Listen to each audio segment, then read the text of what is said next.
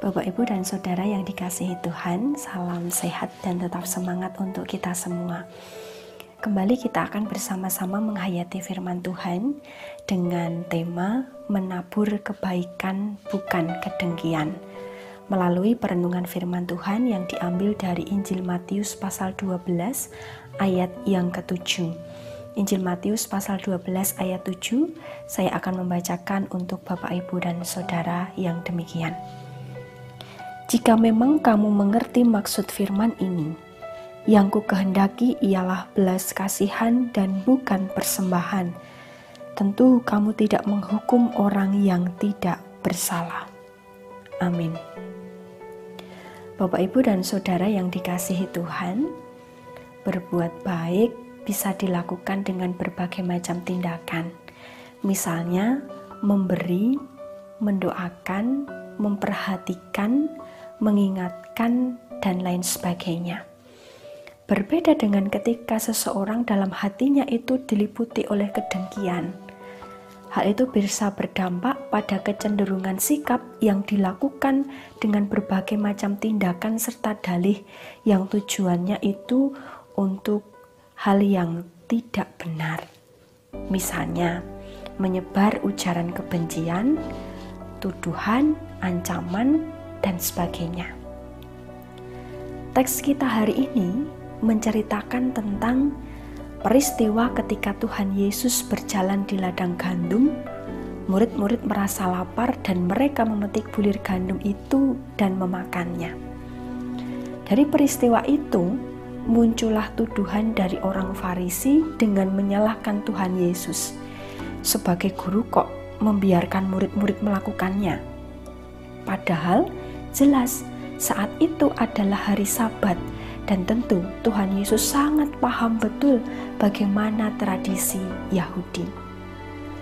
Isu yang disebarkan oleh orang Farisi adalah terkait dengan permasalahan tentang Sabat, di mana terdapat peraturan yang tidak memperbolehkan seseorang melakukan perbuatan tertentu pada hari Sabat menurut pemahaman mereka, orang-orang Farisi. Sabat itu merupakan hari perhentian bagi segala aktivitas pekerjaan yang tujuannya adalah agar manusia beristirahat dan menikmati belas kasih Allah. Bapak, Ibu, dan Saudara yang dikasihi Tuhan, murid-murid memetik gandum itu bukan untuk mendapat keuntungan dari hasil bekerja, namun karena mereka merasa lapar dalam perjalanan menuju bait Allah. Orang Farisi tidak mau tahu apapun alasannya. Mereka tidak memiliki tempat untuk belas kasihan, karena niat mereka adalah untuk menuduh Tuhan Yesus melakukan pelanggaran. Lalu mengapa Tuhan Yesus membiarkan murid-murid memetik gandum pada hari Sabat? Karena Tuhan Yesus tahu betul akan kebutuhan mereka.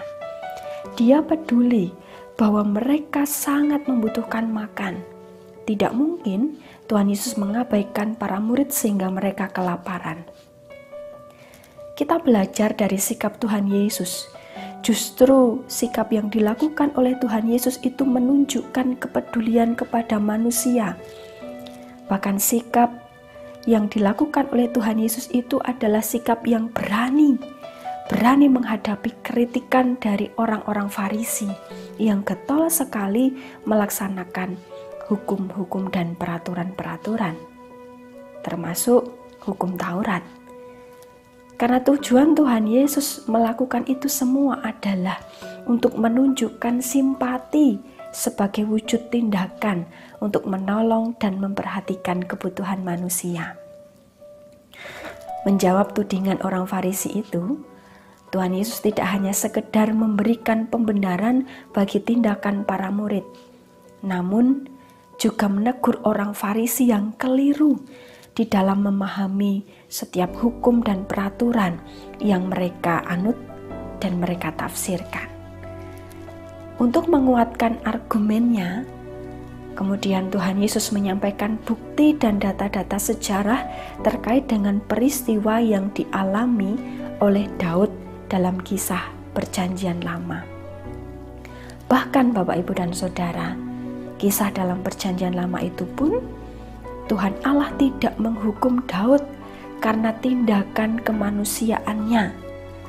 Tindakan Daud ini merupakan wujud kepedulian kepada orang yang merasa kelaparan. Dan inilah yang lebih ditekankan ketimbang sekedar mematuhi aturan-aturan atau hukum-hukum tentang keimaman. Dalam hal ini bukan soal kekakuan pada hukum, tetapi tentang belas kasih yang bertujuan agar tidak membuat orang lain sengsara dengan cara memperhatikan kebutuhan mereka. Dari peristiwa ladang gandum, kita melihat bahwa orang Farisi lebih peduli dan kritis terhadap hukum yang diyakini. Bahkan tindakan mereka lebih mengarah pada kecenderungan sikap tidak peduli kepada sesama.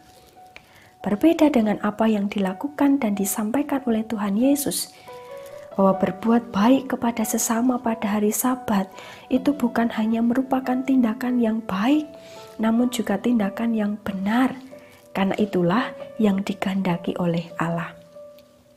Dalam nats kita hari ini di ayat yang ke-7, justru menyampaikan tentang poin penting tindakan yang dikehendaki oleh Allah, yakni belas kasihan, bukan persembahan. Mari kita juga memperhatikan di dalam kitab Hosea pasal 6 ayat 6, di mana Tuhan Allah itu menyukai kasih setia dan bukan korban sembelihan, dan menyukai pengenalan akan Allah lebih daripada korban-korban bakaran.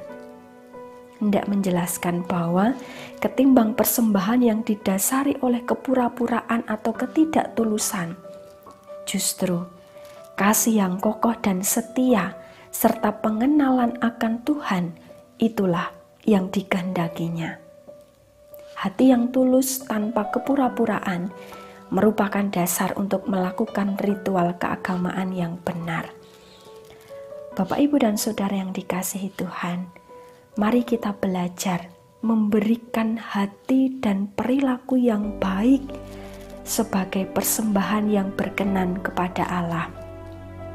Dengan bersama-sama kita meneladani Kristus, bukan kedengkian yang ditabur, namun kebaikan yang diwujudkan dengan belas kasih dan simpati kepada sesama, terlebih lagi kepada murid-muridnya pada saat itu.